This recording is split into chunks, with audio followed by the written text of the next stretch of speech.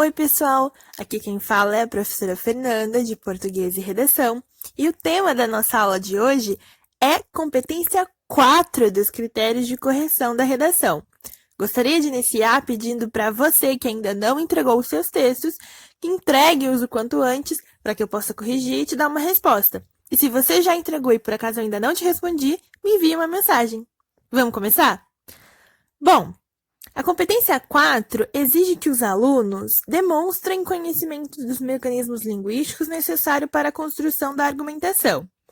Bom, a gente poderia substituir essa construção da argumentação por construção do texto, de uma maneira geral. Porque apesar do desenvolvimento concentrar a maior parte argumentativa do nosso texto, o texto deve estar totalmente atravessado, ou seja, da sua cabeça, como diria na minha terra, da cabeça ao rabo, atravessado dessa noção argumentativa, certo? E retomando, a argumentação nada mais é do que a seleção, apresentação e complexibilização, ou seja, da exposição de fatos, dados, comprovações, certo? Em razão de um ponto de vista, que no texto dissertativo argumentativo é entendido como a tese. Em síntese, nós estamos falando de coesão textual. E o que é coesão textual, então? Bom, coesão textual, como eu já havia dito, são os mecanismos linguísticos que permitem uma conexão lógico-semântica, ou seja, nós estamos falando de logicidade e de escolhas semânticas relacionadas ao léxico e tudo mais, entre as partes de um texto.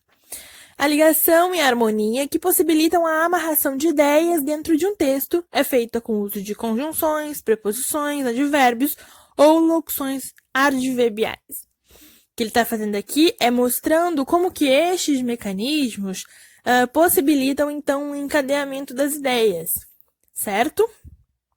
E como que esse encadeamento, de alguma maneira, provoca uma certa harmonização ao nosso texto, né? Dá a ele uma face mais concreta e não descontinuada, certo? Bom, como eu já havia dito, entende-se então por coesão a lógica, o encadeamento, a interdependência, a sequenciação e a articulação das ideias expostas para a construção do texto ou da argumentação. Enfim, o que se interessa, então, são as seleções linguísticas que nós fazemos que comprovem por A mais B uma lógica de pensamento clara e coerente. Ou seja, é a parte da coerência, né? Existe uma coerência de ideias que vai ser cobrada na competência 3, mas existe também um certo pano de fundo para essa coerência que você vai dar por meio dos mecanismos linguísticos, certo? É muito mais lógico, tendo em vista de que esses mecanismos já são cristalizados socialmente e que eles imprimem uma lógica e um sentido, certo? Bom, algumas estratégias de coesividade são evitar repetições ao máximo e usar bem os conectivos, lembrando que eles têm, então, sentidos cristalizados e que a gente não pode extrapolar esse sentido, certo? Um mau uso pode gerar incoerência ou mesmo imprecisão do que você gostaria de dizer. Como evitar as repetições? Utilizando pronomes, sinônimos ou mesmo elipse, aquele fenômeno de omissão. Alguns conectivos importantes para a gente são sempre os relacionados à adição, relacionados à conclusão, contraposição, conformidade, comparação, explicação. Ao final dessa aula, eu vou colocar uma imagem aqui enfim, um número bom de conectivos para que vocês consigam montar uma ideia aí a partir do texto. Queria fazer, então, uma avaliação, uma exemplificação a partir de um parágrafo aqui que eu trouxe. Bom, o que a gente pode perceber, então, certo? Vamos lá, vamos começar pela leitura, né? Dessa forma, embora caótica, a discussão sobre os atos do Supremo reflete aperfeiçoamento da democracia. Para validar a influência do povo no judiciário, Agora, é necessário que os ministros passem a falar à nação em linguagem menos técnica, explicando o porquê de não aceitar a legitimidade do querer popular. Assim, a sociedade compreenderá o Supremo Tribunal Federal, além de participar das decisões políticas e judiciárias com maior sabedoria. Bom, queria colocar aqui em destaque alguns dos mecanismos linguísticos selecionados por esse autor. Bom, quando ele fala dessa forma, ele está, de novo, induzindo o leitor a entender. É dessa forma que ele descreve e não outra, certo?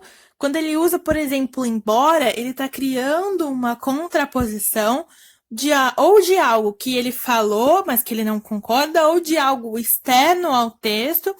E essa contraposição é fundamental para que ele consiga construir a ideia que ele quer construir ali. Por exemplo, quando ele fala agora, nesse sentido temporal, ele situa o seu discurso no tempo, certo? E por fim, quando ele fala esse assim, com esse tom mais conclusivo, ele encaminha o leitor para essa ideia, certo, de conclusão que ele coloca no texto. Ou seja, se você seguir o pensamento conforme eu lhe induzi, essa será a sua conclusão igual a mim, que estou escrevendo esse texto e que estou escrevendo esse texto e que fiz esse encadeamento proposital. Uma coisa importante dizer é que esse encadeamento de ideias precisa sempre ser proposital, certo? A gente precisa, então, pensar sempre numa noção. Aliás, a gente precisa fazer esse encadeamento com muita noção do que nós estamos fazendo e dos valores que esses conectivos têm já muito para além da nossa redação, certo? Ou seja, o nosso texto precisa se encaixar a esses conectivos e não esses conectivos precisam se encaixar ao texto, porque eles não vão mudar, eles são estes, então parte do nosso trabalho laboral conseguir fazer aí esse encaixe perfeito.